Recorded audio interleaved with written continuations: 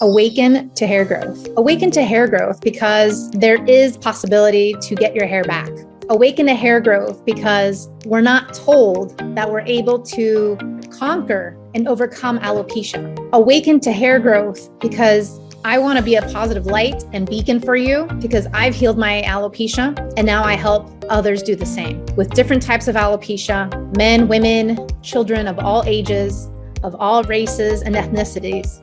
Hi, everybody, and welcome back to the Alopecia Angel podcast. I am your host, Johanna Dahlman. And today, before we get into today's podcast, I wanted to let you know that today is the day that we open the doors to our signature program, the Hair and Heal program. And this is available only for a short amount of time, 3 or 4 days max.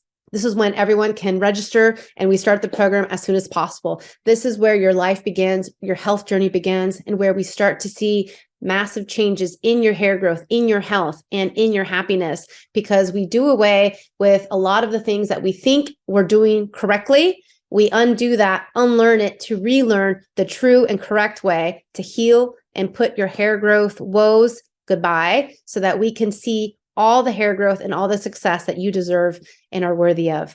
And this starts today. So please join me. Email us if you have any questions at hello@alopeciaangel.com. And for those of you who have no idea what the Hair and Heal program is, this is our signature program, which catapults you into high gear, high performance hair growth in less than 8 weeks. Regardless of how long you've had alopecia or hair loss for, regardless of the type, regardless of your race, ethnicity, your age, we can help and cultivate and tailor a program to you. We have our signature program, the Hair and Heal program, and it's tailored to all ages and races and all different types of hair loss. Please visit alopeciaangel.com for more information. And if you have any questions, again, email us at hello@alopeciaangel.com. Registration doors are open now and we'll be closing here shortly. And today we are talking about blind spots. And blind spots are something that I've mentioned in episode 3 of our podcast. And blind spots are those things that hold you back. And there's one blind spot in particular that I wanted to make available, that I wanted to make known because it's important, because it's something that you can do today and get that rectified. And that goes along with breast implant illness. And for those of you who have surgically enhanced breasts, either with saline water or either with silicone, breast implants do cause an illness. And they can cause an illness. And guess what? One of those symptoms leads to hair loss. So let's go ahead and deep dive a little bit into this. And just so you know that many celebrities, many people have taken out their implants because of this, because it's affected them in so much. And why is this? It's because breast implants are a foreign object. They're not supposed to be in you. They're not supposed to be in your body. It's a foreign object. And many times, even when it's, let's say good for you. So for example, my grandma had surgery where she has like metal plates in her. Those metal plates are obviously not native to her body, but they help her to be able to walk and to be able to move. But in the same token, these breast implants are also creating more damage in many cases. And there's many people, celebrities, that have spoken up about this. Danica Patrick is one. She's a race car, NASCAR driver. Stevie Nicks from Fleetwood Mac, Melissa Gilbert, Jenna Jameson, Sharon Osbourne, Pamela Anderson, Heidi Montag, Heather Morris, Chrissy Teigen. These are all celebrity recognized people, women who've taken out and decided to take out their breast implants. Why? Because of this onslaught of an illness or disease.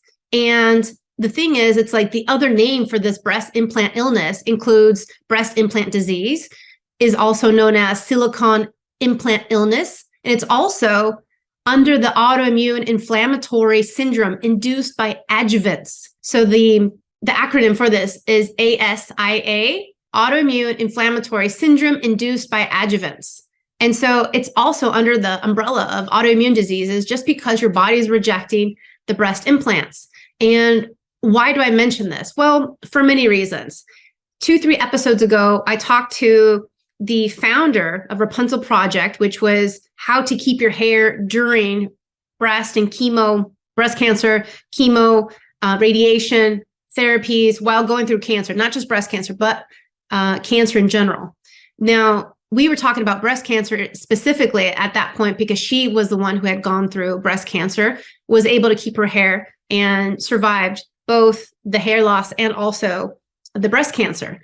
But in this case, many times when you think about it, it's very common to hear about people who, let's say, are diagnosed with breast cancer. They take out the breast, they go through a mastectomy, right? They take them out, but then they fill them in with breast implants like Angelina Jolie has done, or like maybe other people that you know have done. But at the same token, this can lead to hair loss.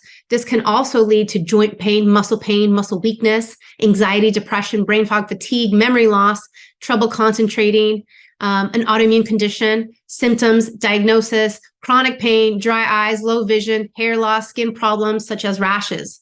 Think about this. These are many of the same symptoms and nuances that a lot of my clients go through, and even that I went through with alopecia. Now, I never had breast implants, nor do I need them, nor do I want them.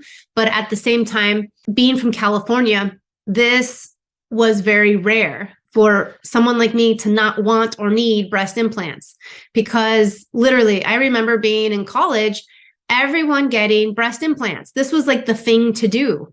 And being from California too, you see this on a consistent basis. You hear about it. Plastic surgery is very pronounced, but that's not to say that just because, let's say, European women are all natural, that they're not getting breast implants, because they are, or that, Brazilians are not getting breast implants, or even that Asians, or even that, people in Japan or New Zealand or anywhere else are not getting them.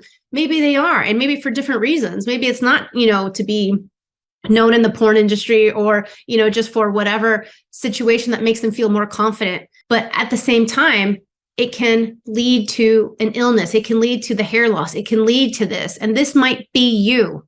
And this is why I wanted to talk about this, because it's not known. It's not really readily available. It's not talked about. And I'm sure if you were to go to your doctor, they'd be like, really? Exactly. And so this is why it's up to us as women to bring awareness, to talk about it. And so you can make an informed decision on, is this creating more health problems for you? And for some clients, it has. It's giving them so many health problems where they decided to get the surgery and get them out and, have nothing more to do with them. And some people are more vocal than others. Celebrities tend to have that podium where they're able to speak about this. And so this is really important to really recognize and evaluate if this is something that you or a loved one is going through. And, after how soon, right? This is from the Cleveland Clinic. So how soon after treatment will you see results? Well, several studies show improvement in symptoms almost immediately after implant removal. Almost immediately. However, not everyone will demonstrate improvement. Relief may occur within the first 30 days after surgery. One study from the American Society of Aesthetic Plastic Surgery showed improvement in symptoms within 3 months of surgery. And that's great. That's great to know that many are seeing immediate improvements. Others, it'll take them around 3 months, because you got to think about, there's probably ancillary situations going on. And also it probably depends on the severity of the symptoms, right? And if the breast implant is causing your body to act like an autoimmune disease, then, that will take time to reverse. It's not impossible. It's very possible to reverse, but the first step in that would be to take out the breast implants, right? So how can you reduce your risk of breast implant illness? Experts don't know why some people get breast implant illness, while the majority of others don't. Certainly, one way to eliminate the risk of it is choosing not to get breast implants, right? That's the obvious. If you already have breast implants and show signs of the illness, I would say consider getting these removed. Consider if it's possible. And sometimes getting them removed costs much more than putting them in. But at the same time, are you willing to risk the illness for your health, for your long-term health, for your long-term hair? And so, when I say that many times the blind spots are holding us back, it's one of those things. Is having the breast implants holding you back from true health and all your hair? And on the same token, just like we have blind spots in this, which many people would have never thought, right? Breast implants leading to to hair loss and hair growth. But at the same time, there's other blind spots out there that in the evaluation form, in this 10-page evaluation form that we go through in my program, this is where things come up. And this is definitely one of those things where, if you tell me that, your whole history and what's going on with you today and also in the past, I'm able to really dissect and see where exactly potentially the things are going wrong and what we can do to treat it and what we can do to fix it.